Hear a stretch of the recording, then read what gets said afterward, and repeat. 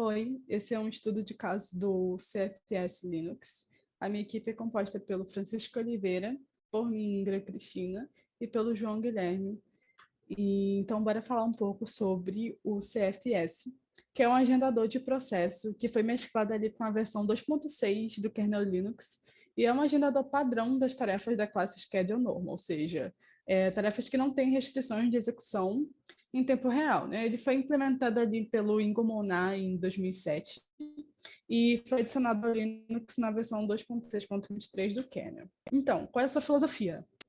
O CFS é um escalador com justa proporcional, ou seja, a ideia dele é dividir o tempo da CPU de forma justa entre diversos processos.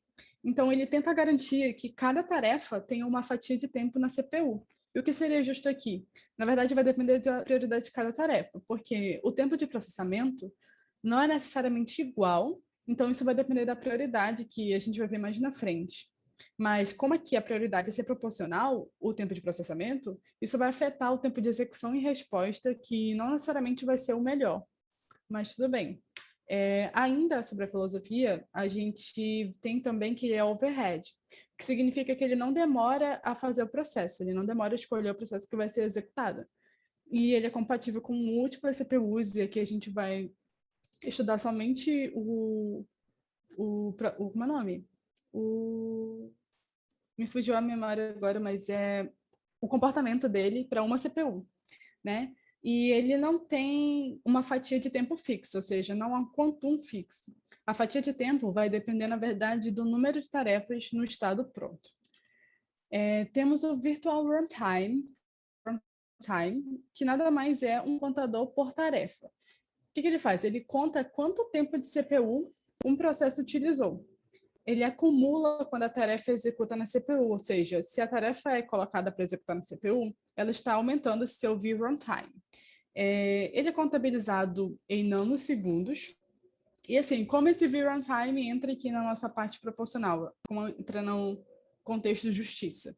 Idealmente, o vRuntime, ele deveria ser igual, né? Mesmo que aqui a gente não esteja falando de prioridade aqui, a gente vai ver mais na frente, mas aqui, sem falar da prioridade, os processos têm o mesmo tempo, ou seja, idealmente deveriam ter o mesmo vRuntime.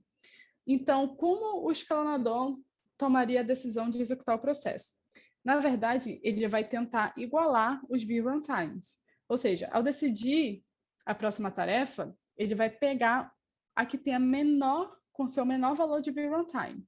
Nisso, a gente vai ter um problema, que são as tarefas bloqueadas, né? Porque quando isso acontece, quando um processo entra no estado bloqueado, ele pode ficar muito tempo sem incrementar esse vRuntime. Ou seja, quando ele volta a executar, ele vai ter um valor baixo de vRuntime. E se o escalador vai tentar fazer o quê? Vai ver que está com um valor baixo e vai tentar balancear todas as tarefas, né? Ou seja, chegam no vRuntime com um valor muito baixo, então elas vão ser escalonadas por muito tempo. O que isso vai... O que isso é ruim? Isso vai causar um starvation dos outros processos, no caso, porque o de menor vRuntime será executado até que todas as tarefas sejam balanceadas.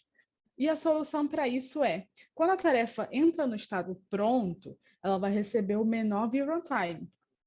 Isso prejudica a justiça, né? Mas evita o starvation, porque como ela pega o menor vRuntime, ela vai ser escalada mais rapidamente. Então, como a gente faz para escolher o próximo processo? Há uma interrupção de tempo periódica, né?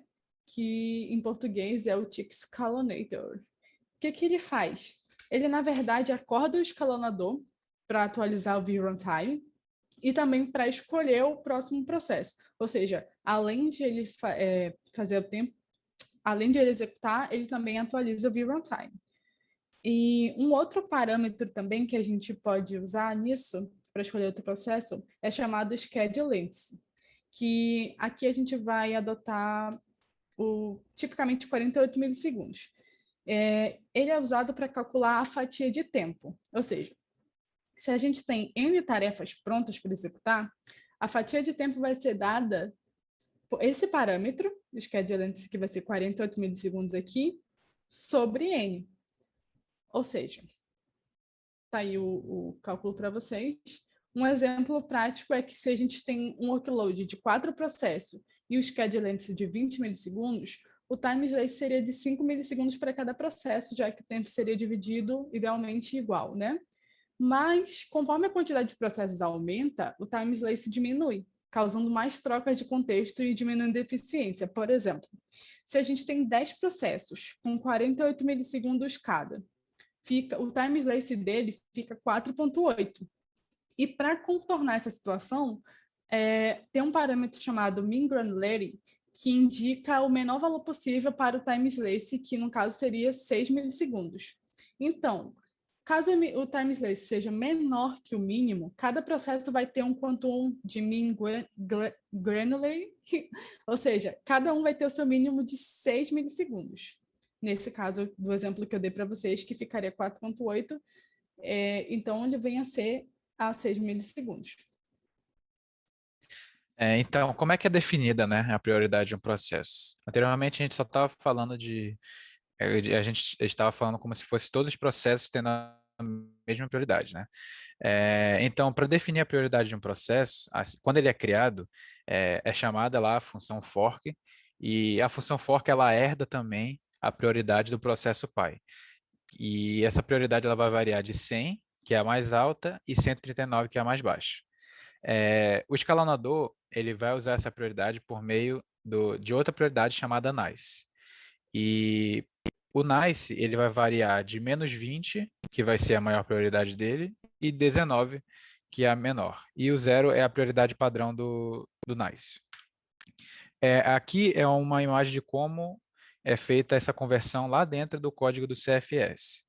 A gente tem aqui a conversão de nice para prioridade e da prioridade do nice. Esse default prio é justamente aquele nice 0, né, que é o padrão do nice. Só que o CFS ele não implementa diretamente, né, o nice. Ele utiliza o nice para mapear pesos para cada processo. É como se fosse o passo, né, do stride scheduler. Então, para cada nível de prioridade do NICE, variando de menos 20 a 19, a gente vai ter um peso correspondente que tá aqui nesse vetorzinho aqui do CFS, né? Então, para o valor NICE menos 20, a gente tem o peso 88.761, isso vai variar até o 15, que é o menos do 19, né? Esses valores eles não foram postos aí à toa. Foi feito todo um cálculo, né, para que cada nível de prioridade fosse feito, tem uma diferença de 10% do cálculo do tempo de execução lá dentro da CPU que o processo tem, dado esse peso dele. Por exemplo, o processo que tem peso 10 e um processo que tem peso 9, vai ter ali uma diferença de 10% de quanto tempo ele vai ficar dentro da CPU, dentre os dois. O cálculo aqui, levando em consideração os pesos de cada processo, o cálculo do quantum, né, do time slice, também vai mudar. Agora ele vai levar em consideração o peso do processo, que vai ser, e agora o time slice vai ser calculado dessa forma: o peso do processo dividido pelo somatório do peso de todos os processos que estão no estado pronto. Isso vai gerar ali um percentual que vai ser multiplicado justamente pelo schedule latency. E o vRuntime também vai ser alterado o cálculo dele. Agora a gente vai tomar como padrão o peso 0, né? E vai dividir pelo peso do processo atual. E isso também vai gerar um percentual que vai ser multiplicado justamente pelo tempo que o processo passou executando. Esse cálculo ele tem uma matemática interessante porque conforme o peso do processo aumenta, né, ou seja, a prioridade dele é maior, ele vai dar um valor muito pequeno. E multiplicando esse valor muito pequeno pelo tempo que ele rodou, o vRuntime ele vai crescer de uma forma lenta, né? Ele vai ser incrementado, não vai ser, por exemplo, de 1 em 1 milissegundo, vai ser metade de milissegundo, assim, né? Então, a gente percebe um padrão. Quanto maior a prioridade do processo, mais tempo ele vai ter de CPU e menor vai ser o vRuntime dele. Da mesma forma, quanto menor a prioridade, menos tempo de CPU e o vRuntime dele vai ser maior. E ele também vai crescer, né? Ele vai aumentar o vRuntime dele de uma forma maior. Ou seja, a justiça se dá proporcionalmente à prioridade do processo. E como é que esses processos, né, que estão no estado pronto são organizados? Eles são armazenados dentro de uma árvore rubro-negra. E essa árvore ela vai ser ordenada pelo vRuntime de cada processo. Por que foi escolhida uma árvore rubro-negra, né? A complexidade das inserções e remoções da árvore rubro-negra, né, tem complexidade log de n, né, onde n é a quantidade de processos que estão prontos. E como são muitos processos, né, então essa complexidade ela é excelente porque muitos processos vão entrar na lista e muitos processos vão sair. Então, é necessário que se tenha uma estrutura de dados que seja eficiente na inserção e na remoção. E também para pegar o menor valor do vRuntime, né, para escolher qual vai ser o próximo processo a ser escalonado, a gente só faz olhar qual é o nó mais à esquerda da árvore, né?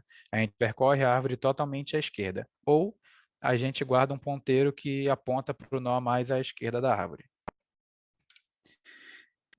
E como é que o CFS ele funciona em sistemas com mais de um processador, né? A gente anteriormente só viu para um processador. E como é que ele funciona para multiprocessadores? Cada núcleo da CPU vai ter a sua fila de execução, né? Que vai ser uma árvore, como a gente viu anteriormente. E cada processo pode existir em uma árvore ao mesmo tempo. Ou seja, o processo P só pode existir na árvore do processador 1, por exemplo. Ele não pode existir também na árvore do processador 2.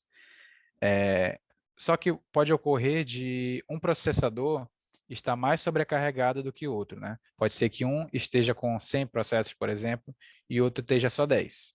E para isso, o CFS ele faz um balanceamento de processos, né, que é feito utilizando o balanceamento de pesos.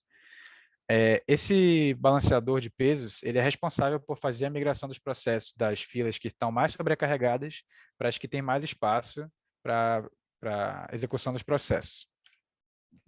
Ele vai ser chamado quando a fila de prontos estiver vazia ou a cada 1 milissegundo se o sistema estiver ocioso. Se ele não estiver ocioso, ele vai ser chamado a cada 200 milissegundos. Como é que o load balancer ele funciona, né? Ele vai determinar, dentre as filas, né, as árvores de processos prontos, ele vai ver qual que é a maior de todas, e dessa maior, ele vai filtrar quais são os processos de maior prioridade para poder migrar. Ele pega os de maior prioridade justamente porque eles são os que têm, os que precisam ser executados mais vezes, né? E dentro dessa filtragem, ele vai escolher os processos que estão no estado pronto e vão pegar esses processos e colocar em outra fila, em outra árvore que está menos ocupada. E esse é o funcionamento do CFS.